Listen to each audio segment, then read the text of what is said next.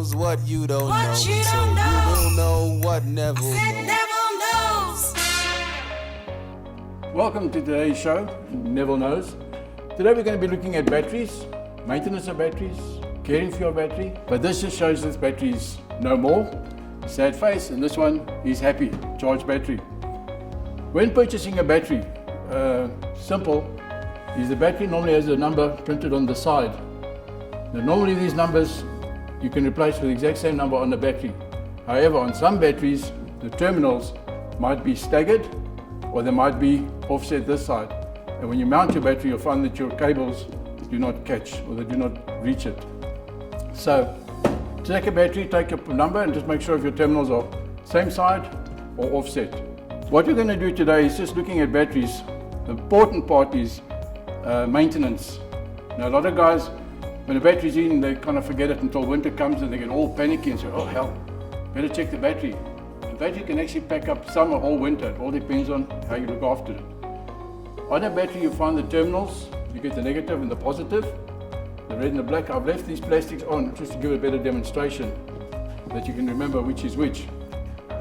The battery sometimes builds up a bit of a corrosion over the terminals over time.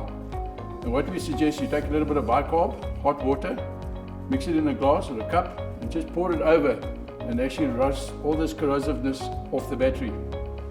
Once you've removed it, you can take a little bit of Vaseline and a light smear, and that kind of protects your battery terminal and you don't let the corrosion build up all the time. To start a battery or to boost a battery, we take the red cable, black cable, this is the one end, I've got another end down here. What you do, you put the red on the dead battery, okay, like such. And then you take the other red one, remember this is the dead battery, you put this on the good battery. Okay, now you got half your circuit complete. Now what we do is on the negative of the good battery, you place that clamp over there. Then this one, some people normally put it on the terminal or on somewhere on the vehicle. In the workshop manual it will state what is your location where you can earth this negative strap to. So you can put it on the body or on a bracket or a mounting, just where you can get it earth to the vehicle. Now your circuit is almost complete. Starting the car with a good battery. Let the dead car rest, just stand, and the current will flow through and give this battery a bit of a boost.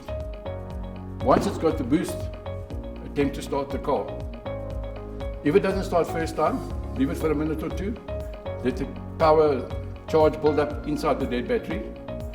Try again. Once it starts, let it run for 5 minutes. That way your charge is being transferred from the good battery, smiley face, to the not so good battery.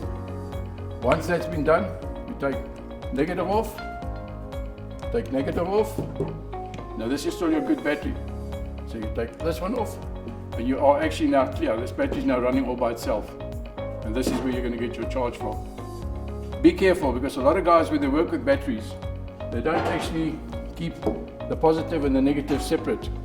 And when you're working with batteries, if these two are connected and you're working with these two, guys come to charge and they do this, there's a hell of a charge going through that battery that's going to cause a short and mess up the electronics of the donor car, the car that's getting boosted. So just keep these away from each other.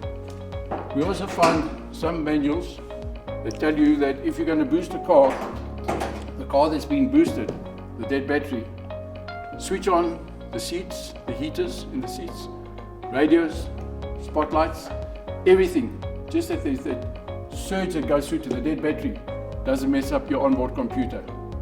So just switch everything on and then let the boost sort of go through to the dead vehicle. AutoZone have all the batteries that you need. You do get 12 volt, you do get 24 volt batteries, 24 volt obviously for the bigger trucks.